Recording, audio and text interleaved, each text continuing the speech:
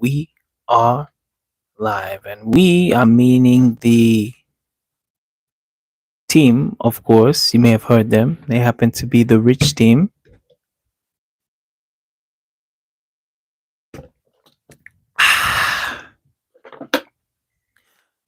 So, folks, we are live again with another Richie Rich live video. Just want to say a big shout out to the Rich team. Ooh, that sounds so good. I gotta say again. I want to say huge shout out to the Rich team. Thank you so much for liking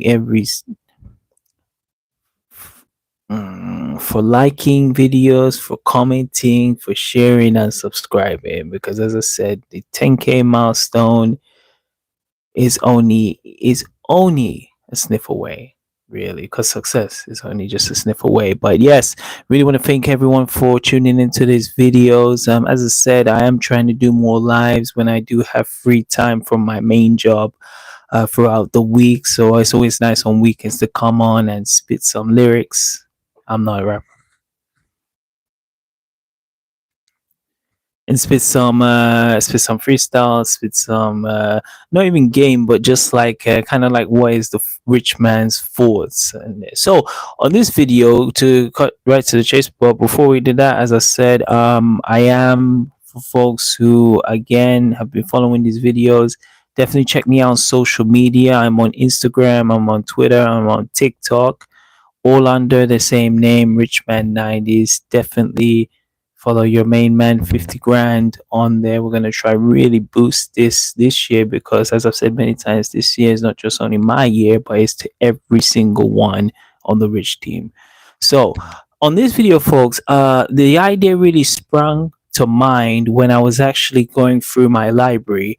As I've said, or it could be to people's new attention, is that for me, I was born and raised in London, England. During the COVID time, I made my way to Mexico. I went there again, just one way ticket, didn't know anyone, and it's like I had to really go through challenges to adapt to their culture. Then, so when I was there, even before like I started to get a community of friends and people I could rely on, I was pretty much just inside of my place, just grinding and making ideas for videos in there. And I was looking back at my library there, and I made one video that really speaks volumes, especially in today's age. And it was the one where I talked about pretty much it was going over Steffi's Code's video, where he talked about majority of, like, especially women, especially black women in the community, prefer to date like the thugs, prefer to date like someone who has that thuggish bone in their body. You've heard me many times saying, like, for me, I don't have a thuggish bone in my body, even though I'm wearing these, like, boys in the hood slash naughty by nature glasses today. Oh, yes, but I would not be ever like labeled as a thug, and I'm not someone who's gonna front saying I'm like about that life, because I really am not. So when I made that video in Mexico, and keep in mind, when I was in Mexico, this is before Richie Rich got hitched. At that time, when I was there, most of it's a very different structure in Mexico. That the woman the Latin woman, when they're attracted to some ideal guy, they're not so much fussy, like when it comes to requirements. They don't really care if someone's like 6 foot or he's like six figures, or that whole nonsense 6 6 rule. They're more just like someone who is really can provide, is a good person, and a family man. That's one of the biggest essential parts of the Mexican culture, is that family, la familia. La familia es todo. That means the family is everything. That is the principles that is in the Mexican culture in there. So not to go around, not to go so further, not to go in another direction, is when I made that video in Mexico, it was titled like "Why Black Women Love Thugs." I made the comparison of Tupac Shakur and Will Smith. And keep in mind, Rich Team, this was prior to the events of when Will Smith like decimated Chris Rock on the Oscar stage. I mean, what did the Five Fingers say to the face? It was Smith for Chris Rock. Will Smith smithed Chris Rock in that unforgettable moment. And the reason I made that video before, and I was actually looking about it a while, and I was like, a lot of what I said really speaks volumes to even in today's culture. And as I said, I've mentioned many times, and of course, I'm gonna even talk about my experience in this video. As I said, Will Smith was a big part of the rich man's like childhood. He was the first star I'd ever seen. At the time when he was breaking out, yes, I was listening to rap and hip hop music. Naughty by Nature, of course, Tupac Shakur, Snoop Doggy Dog. I was listening to what was it? There's so many Brand Nubian. I started to find more of like the rap stars later on when I started to do more like investigation. Because, as I said, at the time in the 90s, we weren't privileged to the internet. So at that time, it's like some of the rap music stars, unless you went into a hip hop store, you went into like a store that sells music CDs, DVD CDs, and you wouldn't be able to get them. So, or those magazines. There, I remember in the States there was that Source magazine. So at that time, the most rap music that was getting played on the radio was like Snoop Doggy Dogg. Will Smith was there, of course. LL Cool J. He was another big one. I remember when I was back in the UK, he would have his music. But I remember early on watching like Will Smith, and I was like, this is someone I can definitely like relate to, because it's like this guy is just being himself. He's goofy, he's charming, he's a ladies' man.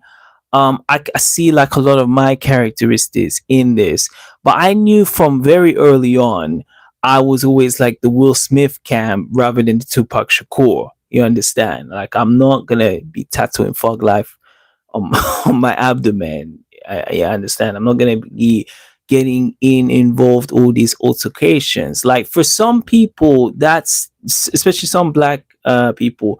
Tupac Shakur, he pretty much laid the foundation for what like the young black nigga, like the young black dude is about. Like a lot of the rappers you've seen today, from ASAP Rocky, from Travis Scott, Kendrick Lamar, all see Tupac as an idol. Like I said, in some shape or form, he was like the one who really started the trend of that. Like, fuck the police, that he was completely fearless.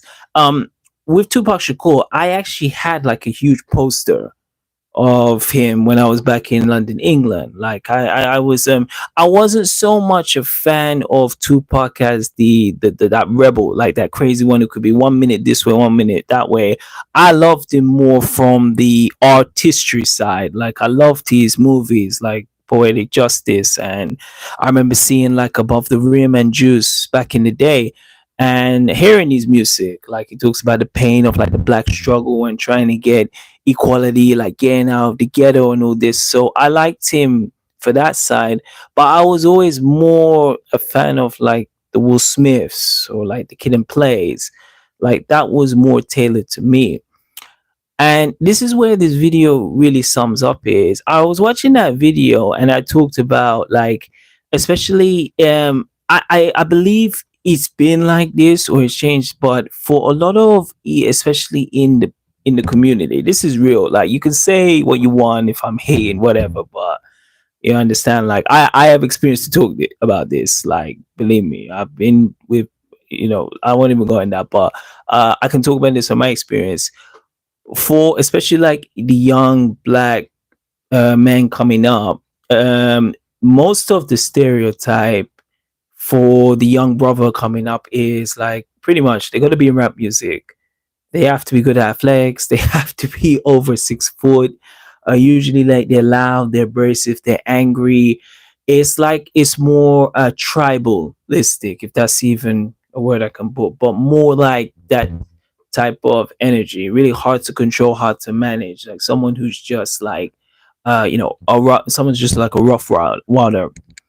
And as I said, going back to early on, is I always knew that I was more someone who was more logical when I made decisions and there.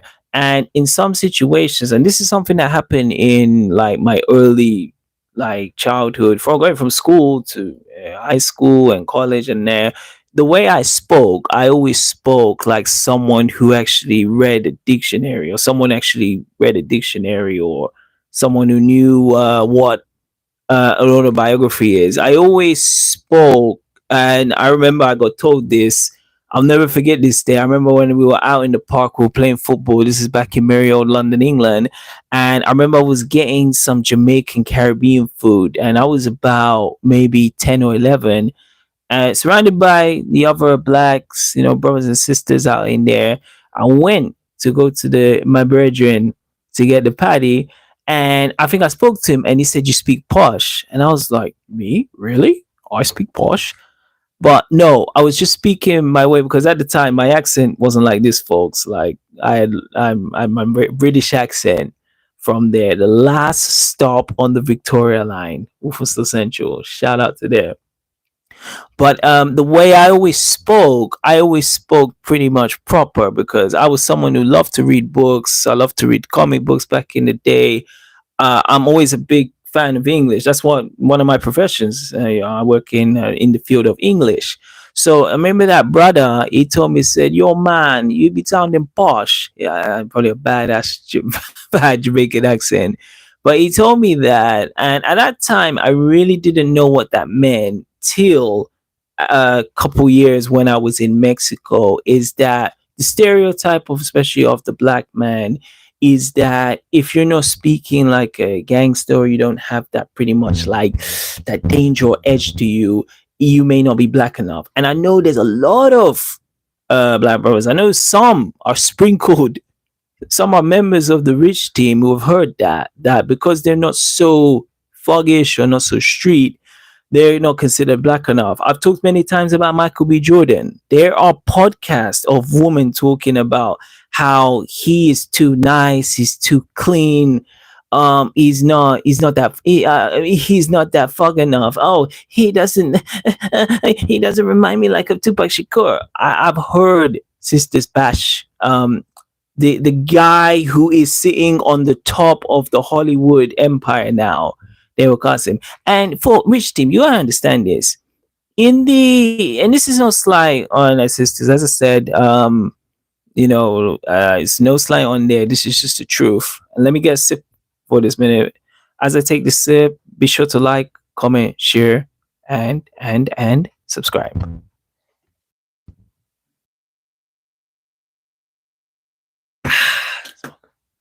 Right, yeah, dropping them jewels back at you again.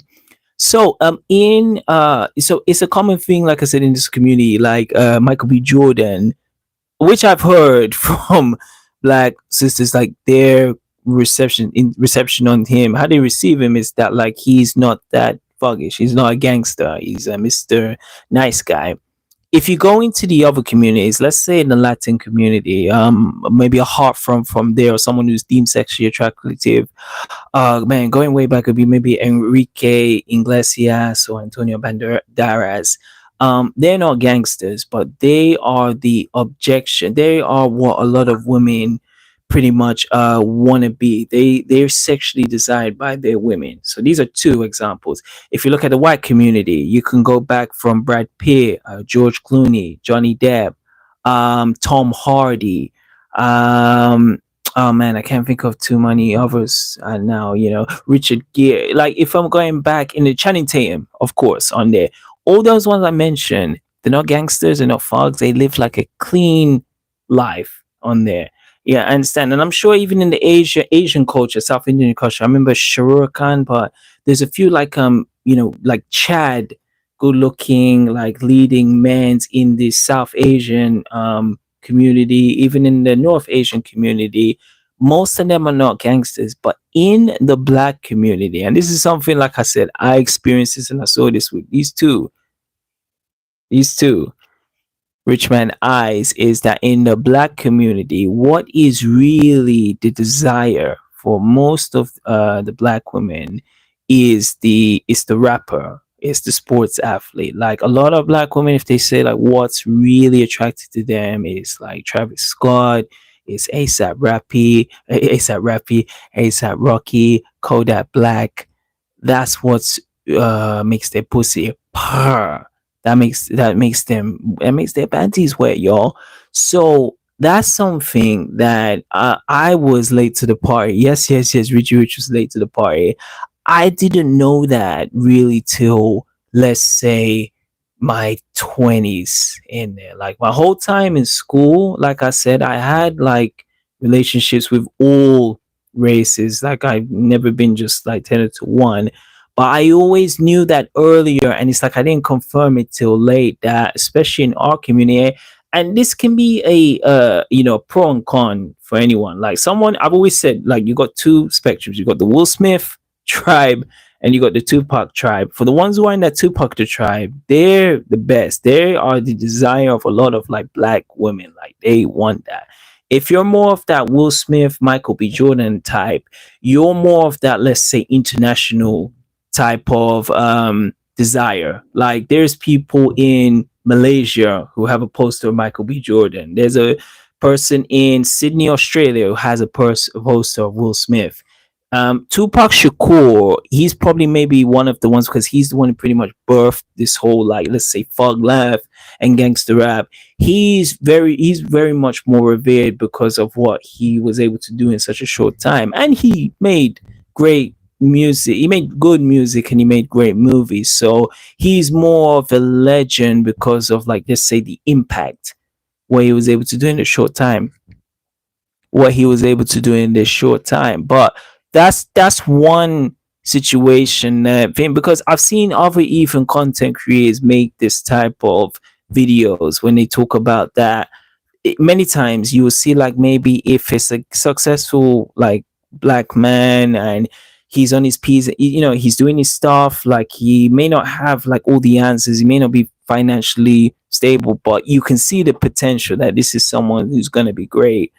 There will be many times when sisters will pass down this type. Marquise Brownlee, the Donald Glover from Mississippi, Michael B. Jordan, they'll pass them down because maybe they weren't quote unquote the bad boy. And you'll see most of them will start to be in a relationship with non-black women, and those same black women will criticize them.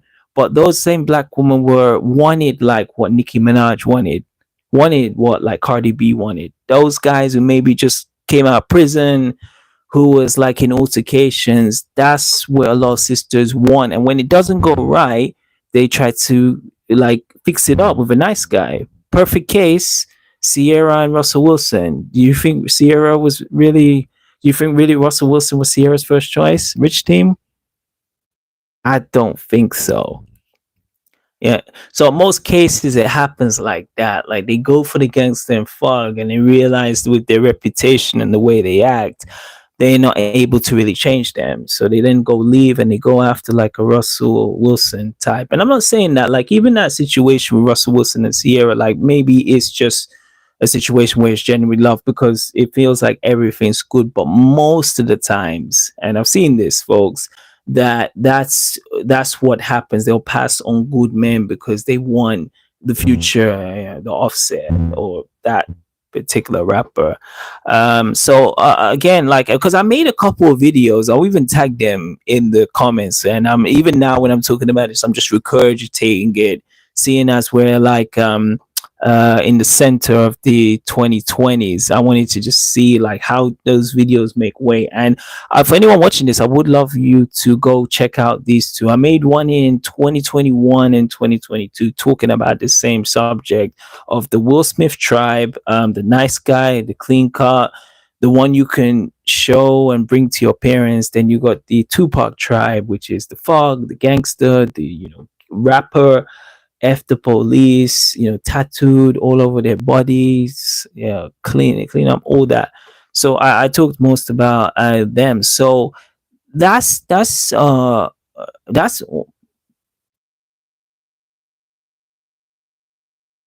Yeah. So that's why I wanted to really come on this video. That's why I really wanted to like talk about like on this video, because I have spoken about this not even only in these videos but on some other ones. And again, like because some people ask me like what's the solution for this, because it is only in the black community where brothers have to deal with this. Is especially it affects, if it affects of course the black man more than anyone who